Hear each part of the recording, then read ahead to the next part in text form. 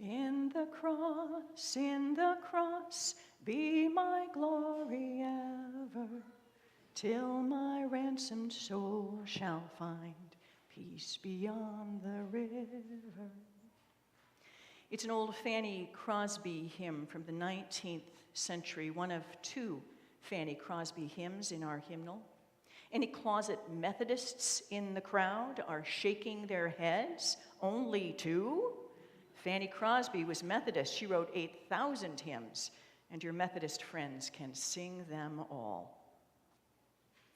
Though it's hard to believe of such a prolific writer, Ms. Crosby was blind from the age of 6. She wrote with her own hand, though she could not see it and no one could read it. She played many instruments, having never seen either the instruments or a note of music. Her only child died within days of birth, a daughter whose face she never saw. She and her husband lived apart for most of their marriage. They said they were better married, living in separate houses, than living together. They may have been onto something.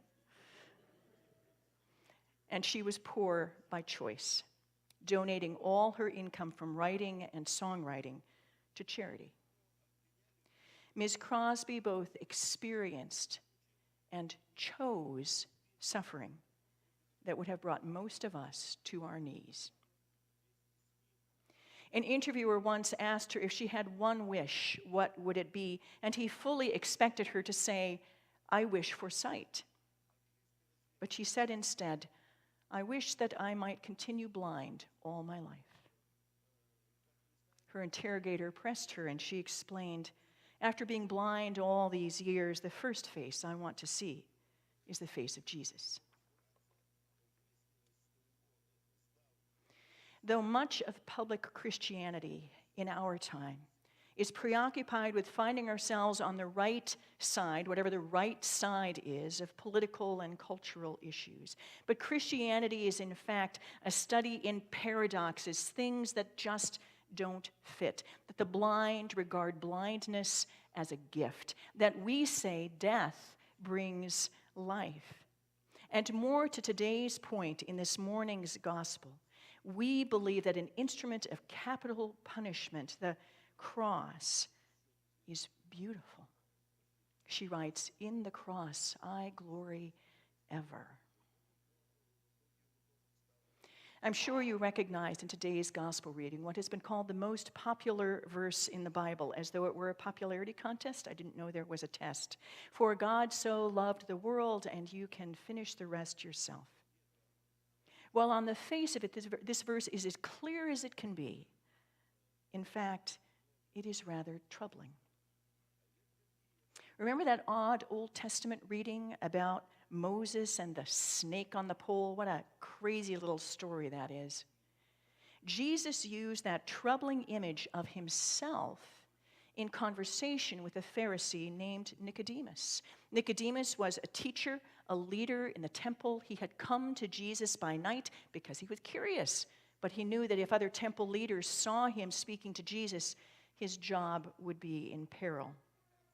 So Jesus says to him, "Nicodemus, look, just as Moses lifted up the serpent in the wilderness, so must the Son of Man be lifted up."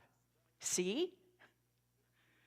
Nicodemus would have understood the biblical reference immediately, but its relationship to Jesus, it made no sense. After all, no one but Jesus knew at that moment that his meteoric rise to fame would crash in a fireball of humiliation. Jesus knew that he would be lifted up like that snake on a pole when he was nailed to a cross. And like that mythical snake, Jesus promised that all who looked on him would live.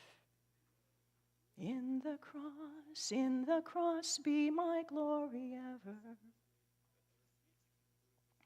In 2004, the French Parliament passed the law called Secularity and Conspicuous Religious Symbols in Schools. It just rolls off the tongue. It was and is a wildly controversial law, since the only conspicuously religious symbol to which it pertains, actually, is the head covering worn by many observant Muslim women. It does not prohibit Jewish prayer shawls, the tassels of which would hang out from underneath a man's coat.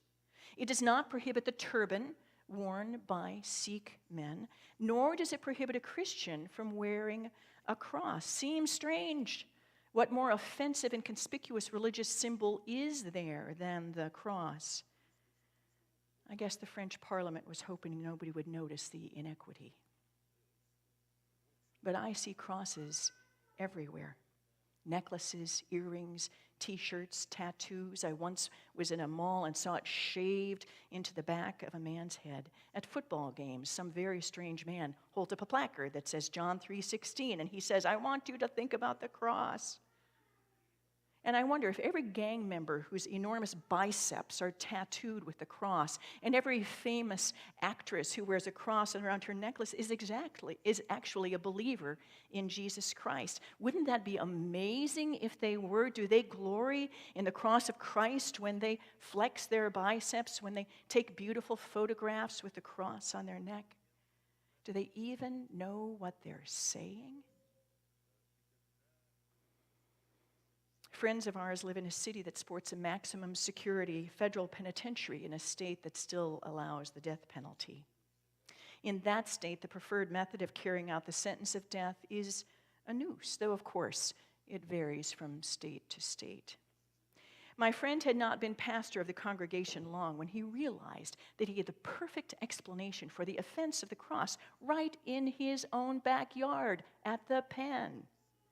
Naive to the politics of the region, he thought it would be a brilliant analogy to liken the death of Jesus on a cross to his death, in contemporary terms, to death by hanging. Why hadn't he thought of this before? Everyone in the congregation would understand. Crucifixion was, after all, the preferred first-century method of dealing with heinous criminals. So imagine, he said in a sermon, that instead of wearing a cross around your neck, you wore a 24-karat gold noose on that delicate chain. He expected a nod of recognition, or at least a titter of amusement at his clever insight. Instead, the room grew silent as a tomb. It's a wonder they didn't hand him his hat and keys and say, "You can go now."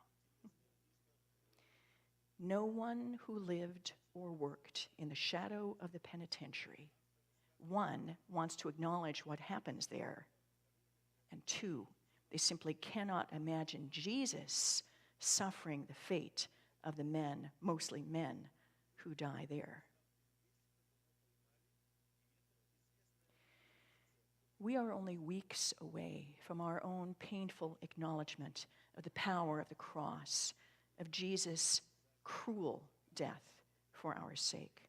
2 Sundays from now, we will read the story of Jesus' suffering and death in the shadow of palm fronds. 3 Sundays from now, we will be singing at an empty tomb, and over it all will stand the shadow of a cross, sign of torture, sign of death, sign of love. In fact, a more accurate translation of today's world's most popular Bible verse might be this: God loved the world in this way, that God allowed the only Son to be killed. As believers in Jesus Christ, we struggle with the paradox of love so great it will stop at nothing to save us, and human hatred so deep it would rob the life of the only Son of God. How do we speak of this? What does this mean? Well, today, a sightless, grieving, impoverished composer lends us the words. She could not see the cross, but she could imagine it. And her imagination, it was a precious fountain, a bright and morning star, a cool shadow.